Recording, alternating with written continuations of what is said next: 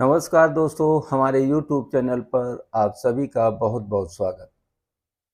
दोस्तों, आज मैं आप सभी को बताना चाहता हूँ, धर्म जीवन का अमृत है। और ये कैसे है, वीडियो में ध्यान से सुनिएगा। जब किसी भी मनुष्य के पास से धर्म क्षीण होने लगता है, धर्म उसका घटने लगता है, वो अधर्म की ओर प्रस्थान कर देता है,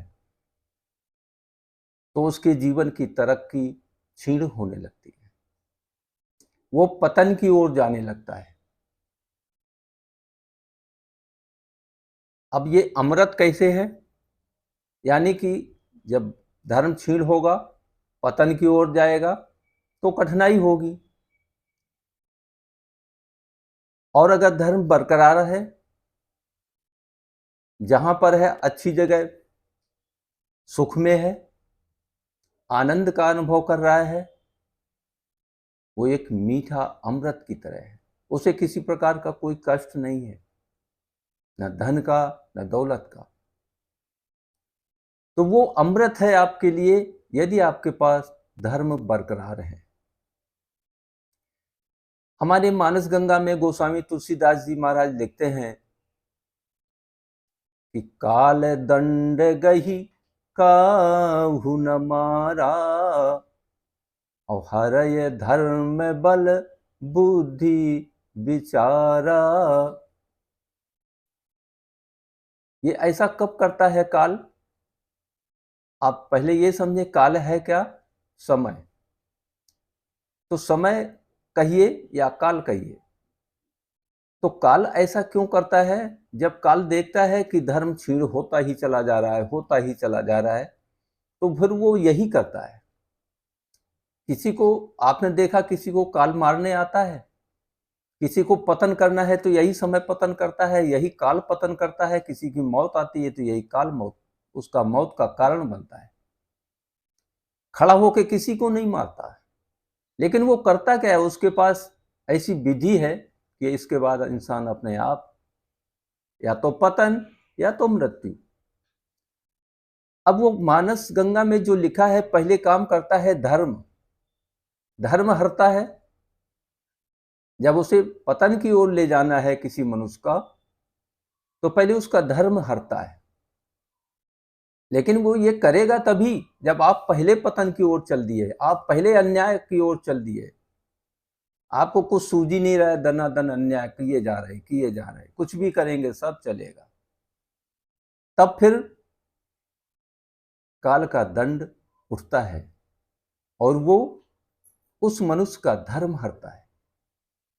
जब धर्म हरेगा, तो जिसके कारण, जिस शक्ति के कारण उसका बचाव हो रहा होता है, चाहे वो दुर्गा हो, विष्णु हो, भोले हो, कोई भी हो, शक्ति कोई भी हो सकती है, चाहे वो महाशक्ति हो चाहे शक्ति हो, तो ये उसका आशीर्वाद हटने लगता है, कम होने लगता है, अपने आप वो डाउन हो जाता है। दूसरा काम क्या करता है? बल को हर लेता है, उसका बल छीण कर देता है। और जब बल छीण हो जाएगा, उसमें भी घटेगा। चाहे जितना पहलवान हो मनुष्य, देखा होगा आपने लाइफ में, जब वो गिरता है ना, तो गिरता ही चला जाता है। और तीसरा है बुद्धि। ऐसी बुद्धि भ्रष्ट करता है कि उसको समझ में ही नहीं आता है कि राम बलाय क्या है, धर्म बलाय क्या है, सत्य बलाय क्या है। उसको बस एक, जो भी हूं मैं हूं, घमंड। चाहे वो राजा हो और चाहे वो मनुष्य हो, चाहे वो फकीर हो, लेकिन परमात्मा का जो नियम है वो सब पर एक समान है। चाहे वो देवता हो, कोई भी हो, उसके नियम से बचना किसी को नहीं है। अधर्म पर चलने वाला कोई भी कितना बलशाली क्यों न हो और कितनी भी दम लगा ले, ध्यान रखना दोस्तों, उसका पतन निश्चित है। क्योंकि ये भगवान का विधान है। इसमें कोई भी मनुष्य या देवता नहीं रोक सकता, उसकी मदद नहीं कर सकता। मान लीजिए हम इंद्रदेव के पुजारी हैं और हम गलत कर रहे हैं, तो इंद्रदेव फिर हमारी रक्षा नहीं कर सकते, क्योंकि गलत का साथ देने के लिए कोई भी देवी देवता तैयार नहीं होता है। हाँ, ये है कि वो देवता स्वयं सजा नहीं देगा, जिसकी आप भक्ति कर रहे हैं वो स्वयं सजा नहीं देगा, लेकिन सजा देने वाला दूसरा देवता आ जाएगा, क्योंकि आप गलत कर रहे हैं, धर्म के खिलाफ जा रहे हैं। तो इसलिए काल का दंड उठता ही है सभी के लिए। तो काल दंड गही काहू न मारा, हरय धर्म बल बुद्धि विचारा। धर्म, बल और बुद्धि, ये तीन चीजें हट जाने पर वो मनुष्य अपने आप जहां पहुंचना होता है पहुंच जाता है। इसीलिए धर्म को अमृत कहा गया है। तो इसलिए दोस्तों, जीवन में सुखमय जीवन बिताने के लिए कभी धर्म को नहीं छोड़ना चाहिए। आप जिस धर्म के हैं उसका पालन कीजिए।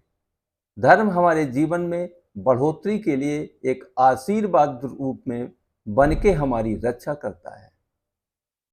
शायद है दोस्तों, वीडियो आपको अच्छा लगा होगा, समझ में आया होगा। मैंने अपना काम कर दिया, अब आपको अपना काम करना है। जय जय श्री राधे कृष्ण।